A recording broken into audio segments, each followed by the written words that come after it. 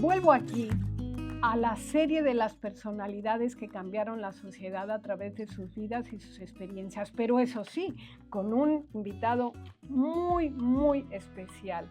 El invitado de hoy puede ser de los pocos o es de los únicos que puede contrastar el ambiente que se vivió en España en el franquismo y en una época vital, la transición, pero no solamente, sino de los periodos después, que son importantísimos en la vida social y política española, como en la época del gobierno de Arias Navarro, también en el mandato de Adolfo Suárez, con Leopoldo Calvo Sotelo.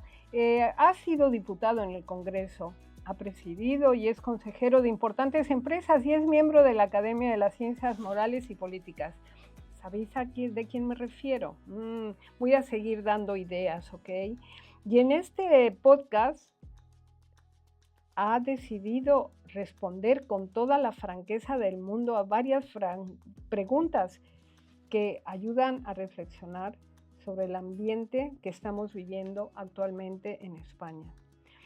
No podemos olvidar lo que España vivió, lo que España fue capaz de crear en aquella etapa tan dura y claro, para crear la base de cómo se vive ahora y realmente solamente escuchando a un testigo vivo como el que tengo aquí enfrente, que ha sido parte tan activa de aquellos años, se puede valorar lo que construyeron todos aquellos en beneficio de lo que estamos disfrutando ahora.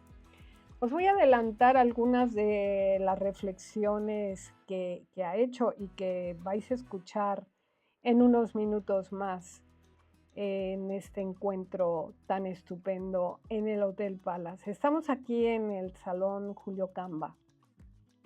¿En qué otro sitio más histórico se puede estar para hablar con alguien, con un personaje que puede contar sinceramente casi toda la última historia de España?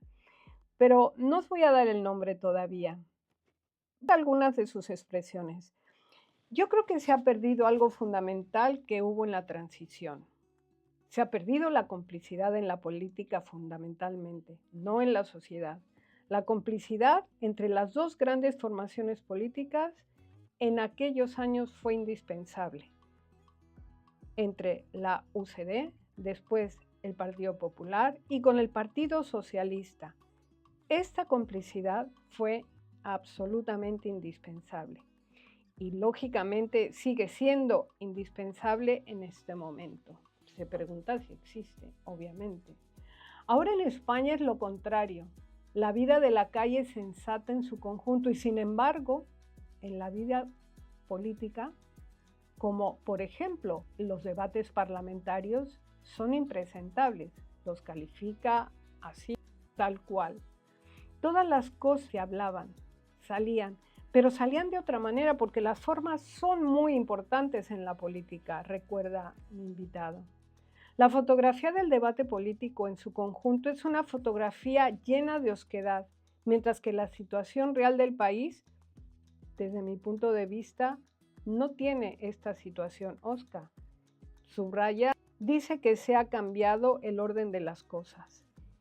Mi invitado ha tenido una vida larguísima y ha sido parte fundamental de momentos históricos en España. Ha sido, como él dice, en aquel momento participaba, era parte activa de la vida política del país. Dice que ahora lo vive de otra manera, pero no deja de estar al tanto de todo lo que sucede. Os voy a dar alguna clave más. Nació en un pueblo de la provincia de León. Pertenece a una familia de ferroviarios. Fue el número 1 en el bachillerato de su promoción en León y premio extraordinario en el ingreso a la universidad. Es ingeniero industrial por la Universidad Politécnica de Madrid y funcionario del Cuerpo Superior de Inspectores de Hacienda. Pero como él dice, ni he ejercido de ingeniero ni de inspector de Hacienda. Os doy otra clave. En los años 56 y 57 hubo una reforma de las enseñanzas de ingeniería en la universidad y participó a favor de esta reforma. Ahí cambió de alguna manera su vida, sin querer, de repente le marcó para lo que después y todavía es. Ocupó varios cargos durante la dictadura y en la transición. Ya como he dicho, en el gobierno de Arias Navarro y durante el gobierno de Adolfo Suárez fue ministro y fue un personaje clave en aquel proceso nada fácil para España. Y con Leopoldo Calvo Sotelo fue nombrado vicepresidente primero del gobierno. También ha sido diputado en el Congreso. Y no solo ha estado en política, también ha presidido importantes empresas y ha ejercido de consejero. Es miembro de la Academia de las Ciencias Morales y Políticas, entre muchísimas otras cosas. Sin duda, es un privilegio charlar con alguien que ha vivido muy de cerca todos los episodios de España hasta el día de hoy. Hemos quedado aquí en el Hotel Palace porque yo creo que si estas paredes hablaran, no habría papel en el mundo como para escribir tantas historias. Hoy tengo el privilegio de charlar con Rodolfo Martín Villa. Hay días particulares en la vida que tiene uno la suerte de vivir en un entorno especial como es aquí, con el alma un poco profunda de Julio Camba, el Salón Julio Camba del Hotel Palace, donde se han pasado tantas personalidades, tantos años. ¿Cómo describir en pocas palabras todo lo que ha pasado en un entorno así? Y para un entorno así tenía que tener delante de mí a alguien histórico. No desde luego tan histórico, me refiero a nivel años como el Hotel Palace, pero alguien que ha vivido tantas cosas, tantas cosas. Hoy quiero agradecer públicamente que alguien que ha vivido la dictadura, la transición, la democracia y la actualidad esté aquí conmigo. Es muy gratificante tener delante a un personaje de este país como es Rodolfo Martín Villa. Buenos días, Rodolfo. Muy buenos días. Y creo que te has pasado un poco en el elogio, en la presentación. Tu vida es tan rica porque seguramente muchos de los oyentes más jóvenes de este podcast no se imaginan cómo era la vida en España, esa vida que tú has vivido, pero muy intensamente. Yo quiero irme contigo a lo primero. Cuando eras pequeño, tú has nacido en León. En un pueblo de la provincia de León. Nosotros somos una familia de ferroviarios, pero yo resulta que he nacido en un pueblo por el que no ha pasado el tren nunca ni pasará. Pero había allí, yo voy a hacer en octubre 90 años, es decir, que hace 90 años había una oficina del ferrocarril en la cual tenía que haber un ferroviario que despachaba en camiones las mercancías para la estación próxima. Y allí he nacido yo.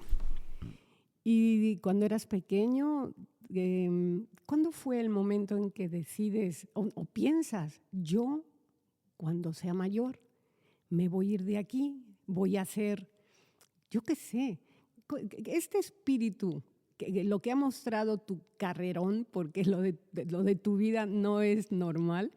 ¿Cómo es? ¿Tú eras un niño rebelde? ¿Eras un niño muy estudioso? ¿Cómo eras? Era entonces un niño estudioso.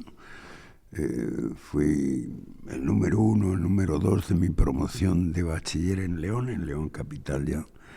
Y fui premio extraordinario de bachillerato en el ingreso a la universidad y preparé el ingreso en una escuela de ingenieros, la Escuela de Ingenieros Industriales, que luego me permitió también hacer unas oposiciones a un cuerpo de inspectores financieros de Hacienda, pero que la vida política prácticamente yo ni he sido ingeniero ni he sido inspector de Hacienda.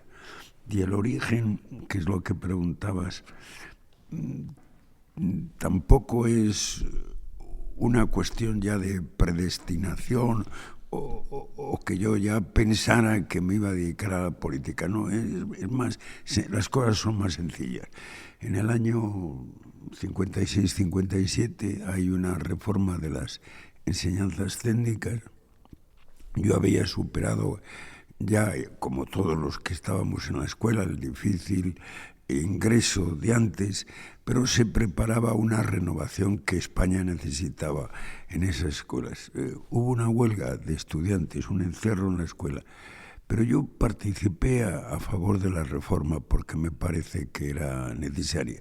Me escucharon con respeto, pero hubo esa huelga y al curso siguiente, sin estar, me eligieron delegado y esto es el curso 56-57 y ese es el inicio de esa carrera a la que tú te has referido, una reforma de las enseñanzas de ingeniería en la Universidad Española. Fui primero elegido, luego en aquel entonces la ley universitaria obligaba a una afiliación única, a un sindicato único de estudiantes, y en tanto había posibilidades de elección, lo fui, y luego ya a los 2 cursos siguientes ya fui designado y ese es el origen. ¿En tu familia había antecedentes de alguien que se hubiera dedicado a la política? En mi familia, por parte materna, había yo creo, por lo que yo he podido ver, una profunda preocupación política. Hombre, siendo además de familia de ferroviarios, pues más bien escorada en la izquierda, como por otro lado tenía su lógica, y más que en el Partido Socialista, en el Sindicato Socialista, en la UGT. Un hermano de mi madre, que era maquinista del ferrocarril, en el año 36, ellos eran de La Robla, que es un pueblo entre Asturias y León, y cogió su tren, lo pasó a Asturias, que era zona republicana. Cuando el Ejército Nacional entra allí, claro, había utilizado un material que era material militar, digamos, en plena guerra, y lo había pasado de frente.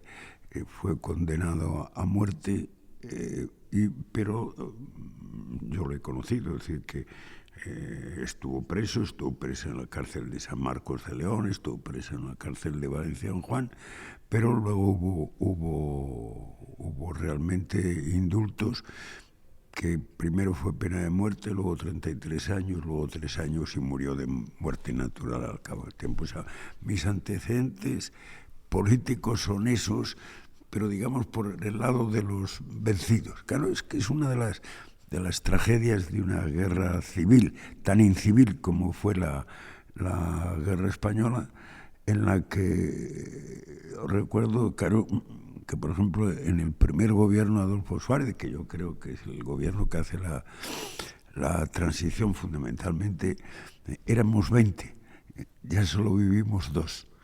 El ministro, ¿Eres tú? Y Marcelino Orejan, el que era ministro de Asuntos Exteriores.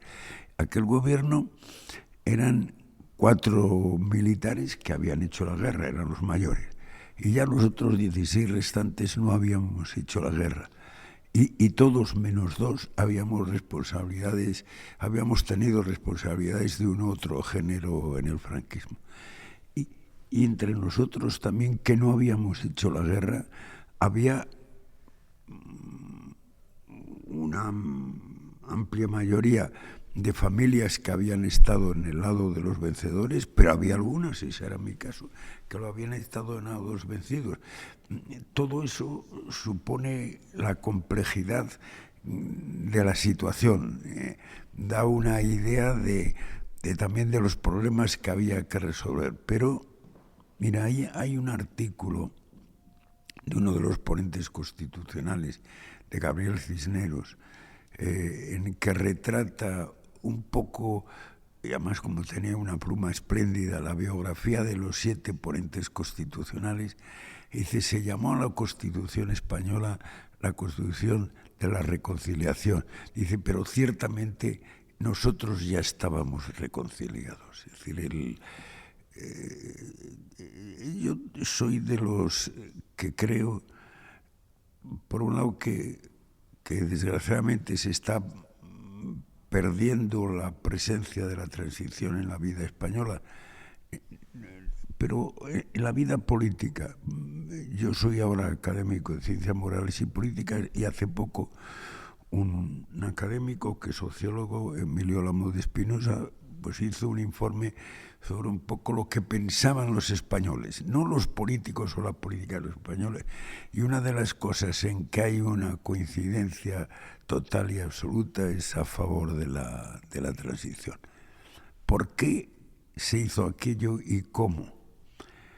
Pues también yo tendría que relativizar un poco lo del milagro de la transición española. Entre otras cosas porque cuando muere Franco, en España casi todo ya es moderno, muy moderno, menos el régimen político, pero sí la sociedad. Es decir, la sociedad del año 1975, entre otras cosas, éramos ya la 10ª potencia industrial del mundo. Teníamos una renta media los españoles que era del 80% de la media europea, pero la Europa de entonces era la Europa rica. No estábamos ni España, ni Portugal, ni Grecia, ni Irlanda, ni por supuesto los países del este. Es decir, por tanto ya era una renta muy potente. Otros datos no estrictamente económicos, pero que pueden medir lo que era la España en 1975, el número de médicos o el número de camas hospitalarias por 100 habitantes era igual o superior a algunos de los países ricos de Europa. Y hay un dato que yo utilizo mucho, quizá por mi origen de estar en la política universitaria, el número de mujeres que había en la Universidad Española. El curso 1975-76, Franco muere al comienzo de ese curso, superaba el 40%. Por tanto, quiero decir que todo eso configura un país moderno, que claramente el régimen político no lo era. Y yo creo que aquel país moderno que miraba también a Europa no como la Europa del mercado común económico, también, por supuesto, sino como la Europa de las libertades habituales en la vida política democrática, quería ir en esa dirección. Pero como ya estábamos modernizados socialmente y como teníamos el recuerdo familiar de la guerra civil, lo que no queríamos en absoluto era repetir el desastre que fue la Guerra Civil Española. Es decir, por lo tanto, esos factores, por un lado, de un país moderno, por lo tanto, en un país moderno, hacer un régimen político moderno no tiene que tener excesivas dificultades, como se demostró.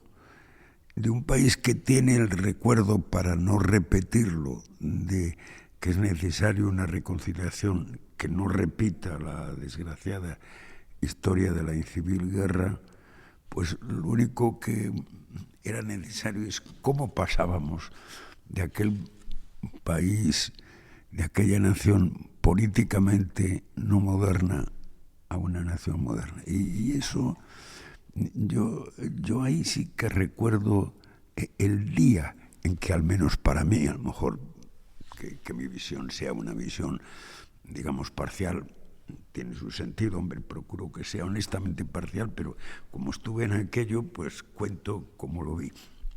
Y hubo un día, en el mes de agosto de 1975, 76, Adolfo Suárez le habían nombrado en julio, llevábamos aquel gobierno, yo era el ministro de la Gobernación, llevábamos como un mes y medio, a mediados de agosto, en plenas vacaciones. Adolfo Suárez nos convoca a un Consejo de Ministros extraordinario. Aún Adolfo Suárez tenía su despacho en el Palacio de la Castellana, es decir, en el viejo edificio de la Presidencia del Gobierno, y yo recuerdo que entró en la mesa larga del Consejo de Ministros llevando entre los dedos un texto como de 2 o 3 folios. Era la ley para la reforma política. La ley para la reforma política luego se ha sabido, yo creo que con bastante detalle, cómo se había gestado. Era sencillísima. Aparecía formalmente como una ley más fundamental de las leyes del franquismo, pero de hecho era la última de las leyes que servía precisamente para salir del franquismo. Es decir, era una cosa muy simple, es decir, pues primero establecía un principio que incluso en las constituciones de la monarquía fue no un principio establecido con claridad. Decía, la soberanía descansa en el pueblo. En algunas constituciones de la monarquía esa soberanía se había repartido entre el monarca y el pueblo. Aquí claramente se elegirán unas cámaras por sufragio universal. Bueno, decía lo que había que hacer para que hubiera unas cortes constituyentes. Y eso fue yo en ese momento empecé a respirar tranquilo. Es decir, ¿por qué? Porque teníamos ya en las manos el instrumento. Es decir, nosotros éramos un gobierno que creo que honestamente queríamos llegar a un régimen constitucional y democrático, pero en un país que quería que se hiciera eso, pero que se hiciera con cierto orden y con cierto respeto a algo de lo establecido que había producido ese bienestar. Bueno, había que encontrar el sistema, y el sistema fue la ley. ¿Y tú que has vivido tanto? Has vivido y has pasado todo esto que nos has ido magistralmente marcando, con fechas, con momentos difíciles, con situaciones que lo que queríais era llevar a España a un país estupendo, con una democracia clara. No puedo dejar de preguntarte qué piensas de la situación actual. Mi impresión primero es que han pasado muchos años.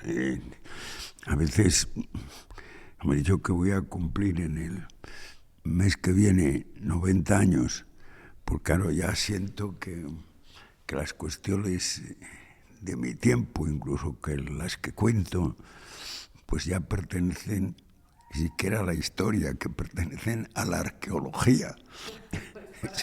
No, bueno, pero en cierto modo eso es así.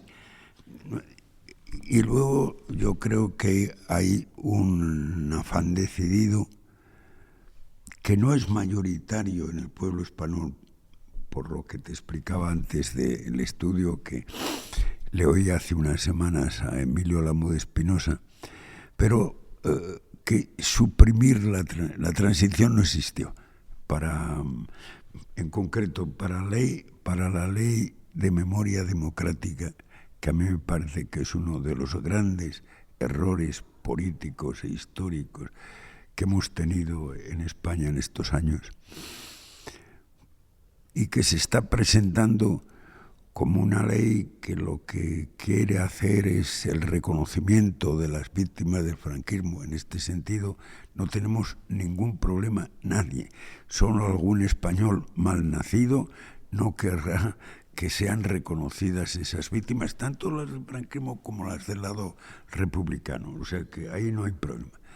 Pero el planteamiento que se hace, y sobre todo se hace en el sistema jurídico que la ley establece, es que la etapa es los crímenes de la guerra civil y del franquismo hasta la Constitución. No, mire usted, en España, entre la muerte de Franco y la Constitución del 78, es la transición en la que todos o una gran mayoría estamos de acuerdo que es una época irrepetiblemente buena y una época en que esos sondeos de opinión pues dicen con toda claridad que los españoles se sienten claramente orgullosos y además con razón. Es una de las épocas más brillantes que ha tenido la historia de España. Pues esa época no existe.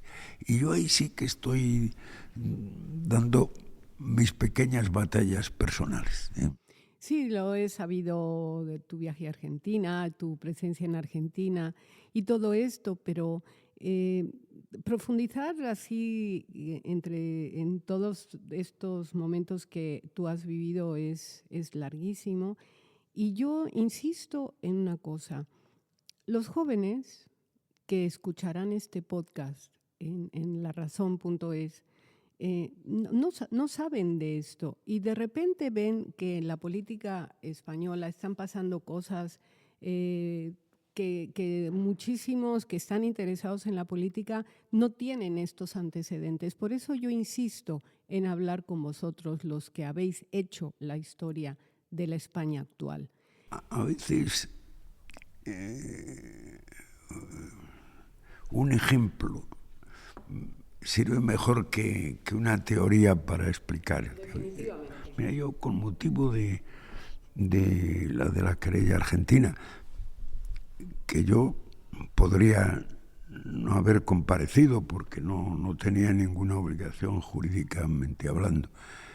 Hombre, ¿por qué comparecí? Hombre, pues creo que, por supuesto, por una cuestión de orden personal, que yo quería defender mi honorabilidad y la de los míos. Pero claro, esto también podía haber encontrado un sistema para defenderlo sin comparecer. Pero había otro tema que estaba más en juego, en el que por un conjunto de coincidencias, entre otras de que soy de los pocos vivos de aquella época, como he dicho, yo creo que el riesgo, pero también la suerte me había puesto en la circunstancia de defender la transición. Y eso ya no era un patrimonio personal mío, sino que era de todos. Bueno, en esto que llevo 10 años con ello, he dado la lata a muchas personas, y en concreto en la academia en que yo estoy, he estado, la vicepresidenta de la academia es una catedrática de Derecho Internacional, Araceli Mangas, a la que yo he acudido muchas veces pidiéndole consejo. Oye, ¿y tú esto cómo crees que debo hacer? Y entonces un día comiendo los dos, pues en la comida me interrumpió una llamada telefónica. Ella se dio cuenta que alguien había muerto y que me estaban comunicando la noticia, y que yo preguntaba al que me decía, oye, ¿y qué vais a hacer? ¿Estaremos? Tal. Era su madre. Y bueno, la madre del que me... Entonces cuelgo y vi que se quedaba un poco en actitud de preguntando, ¿y quién era? Y digo, Araceli, es Santiago Carrillo, hijo, que me llaman para contarme que acaba de morir su madre y que sería una de las llamadas inmediatas y como se me quedó, digo, ves, Araceli, eso es la transición. El azul por antonomasia de la transición, aunque fuera un azul de orígenes nada azules ni muchísimo menos, resulta que es el llamado para la familia de Carrillo porque ha muerto su madre. Definitivamente. Rodolfo, dime un momento de tu vida, uno, emocionantísimo a las lágrimas, hasta llegar a las lágrimas, que te salte así a la mente de repente. Pues yo el momento... voy a decir un día negativo, digamos, que es enero de 1977. se había producido la transición. Tuvo una situación favorable a las políticas del gobierno y al intento democrático total y absoluto. Solo tuvimos un enemigo importante, el terrorismo. Entonces, el terrorismo, por un lado, una banda terrorista tenía secuestrados al presidente del Consejo de Estado y del Consejo Supremo de Justicia Militar. Por otro lado, hubo una serie de atentados en aquellos días, incluso pues a entidades de crédito con resultado de muerte, y todo eso culminó en un día de finales, pudo ser el 23 o 25 o así de enero, del atentado a los abogados laboralistas de Atocha. Bueno, para mí es el único momento en que la transición está en peligro. Por eso lo recuerdo como el gran momento de la preocupación, pero también en el gran momento que también supuso al final la salida de todo. A partir de, pues la policía encontró a Oriol y a Villaescusa. No cedimos en el campo de la fabricación de las libertades en absoluto frente a las demandas terroristas. Entonces, claro, es que fíjate que nosotros, el gobierno, sobre todo este primer gobierno, éramos un gobierno joven, como te digo, de gente que no habíamos hecho la guerra, y un gobierno reformista, con lo cual incluso los nuestros, con todas las comillas que quieran, no nos daban demasiada autoridad. Primero venía un cambio, y un cambio notable, y segundo, seríamos capaces de mantener el sistema, no el sistema político, sino el sistema social en funcionamiento normal. Entonces, claro, el tema de que saliéramos de los secuestros, saliéramos de los asesinatos, le hiciéramos frente, pero que ello no nos condicionara era muy importante. ¿Por qué? Porque yo me preguntabas antes por los antecedentes familiares. Pues los míos, como te los he contado, también eran de gente en mi familia, por los comentarios, digamos, del lado republicano, pero que también se daban cuenta que el sistema de libertades que había promovido la República había tropezado por un gobierno seguramente desde el punto de vista intelectual impecable, pero incapaz de resolver algo esencial como es la seguridad de los ciudadanos, que no es una seguridad policial, sino que es una seguridad, hombre, que la policía tiene su papel, pero es una seguridad que hace que la norma es la que preside la vida pública y es la que hace posible una vida privada en libertad. Por lo tanto, ese momento de finales de enero, una vez que salimos de él, ya en los primeros días de febrero, nosotros éramos un gobierno inicialmente no democrático. Después de la aprobación de la reforma política ya teníamos, por lo menos en ese tema, el refrendo popular, y además éramos un gobierno que aseguraba en su conjunto una vida no solo política, sino una vida social en paz. Y eso para mí fue el día peor, pero al cabo de unos días fueron los días ya, no digo plácidos, pero en todo caso mucho más prometedores. Según lo estás contando, me apetece pensar, cerrar los ojos y estar en esos años y sentir la tranquilidad y la seguridad de quien estaba al frente del gobierno. Pero actualmente esto no se siente. Actualmente en España se siente falta de esperanza, falta de sueños, falta de confianza, inseguridad en el futuro. ¿Tú estás tranquilo, vives tranquilo, estás inquieto? Bueno, yo tengo que hacer un esfuerzo todos los días, que ya lo he superado y vaya por delante, de que son temas en los que también ya no me toca digamos, intervenir directamente. No, pero pensando en tu familia, en tus nietos. Sí, pero la diferencia es importante, es decir, porque claro, en el año 76, pues yo tenía 41 años y ahora voy a hacer 90.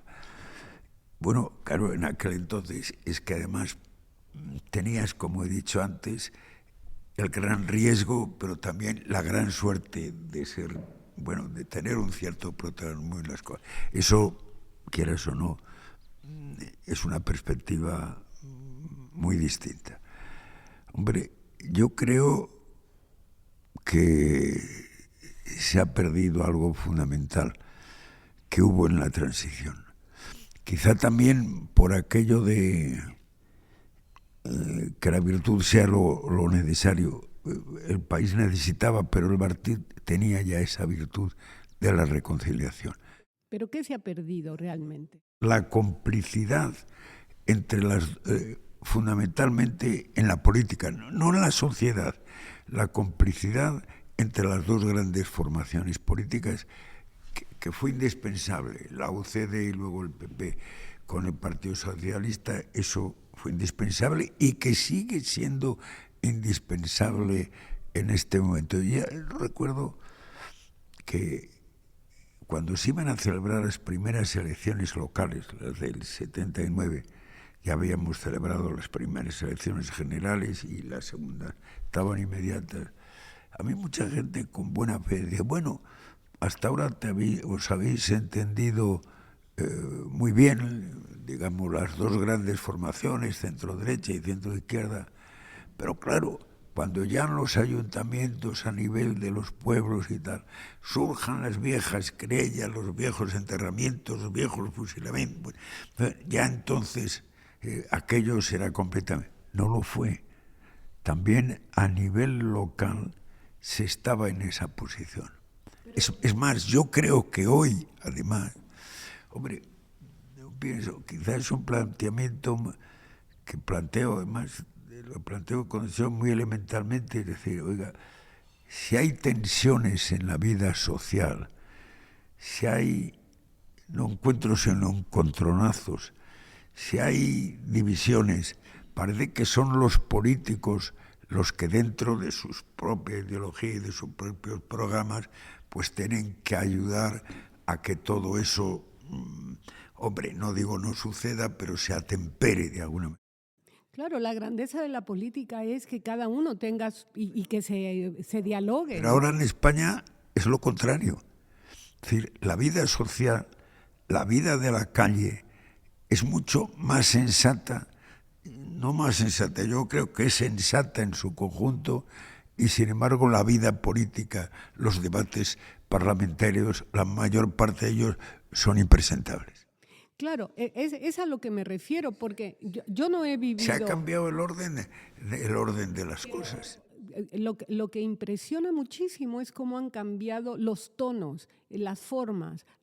O sea, en un Congreso de los Diputados, ¿cómo pueden salir de sus bocas cosas que antes, te pregunto a ti, porque yo no estaba, no salían? Porque estabas en un escenario donde sobre verdaderamente... Sobre todo, Alicia, decir, no es que no salían todo, pero salían de otra manera.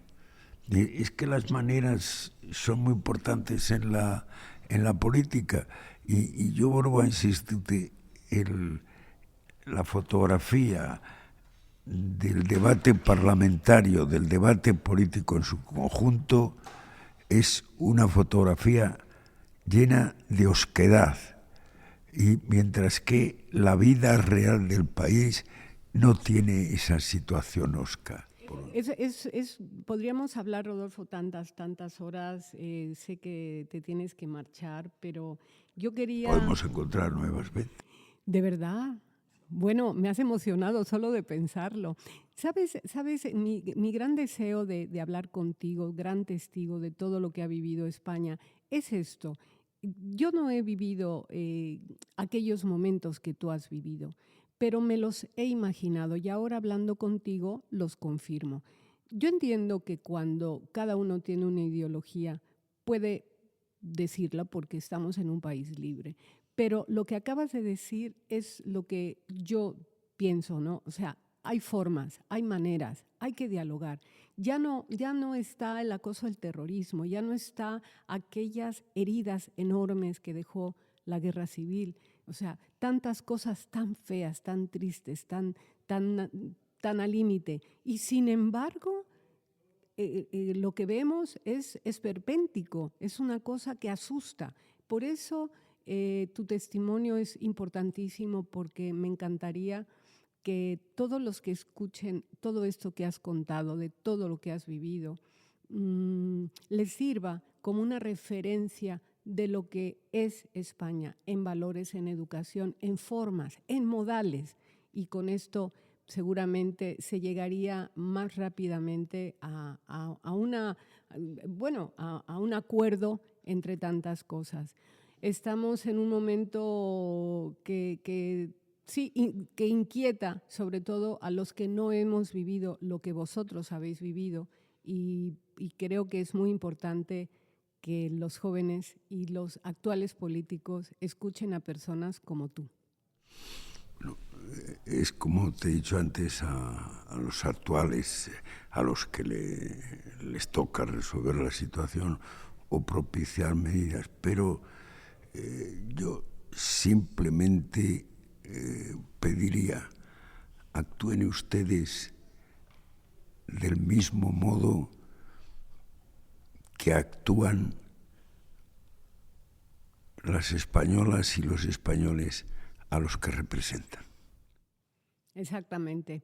Y con esto te doy las gracias, emocionada de verte, y bueno, el que me digas que nos volvemos a ver, ya me abres la ventana de la esperanza.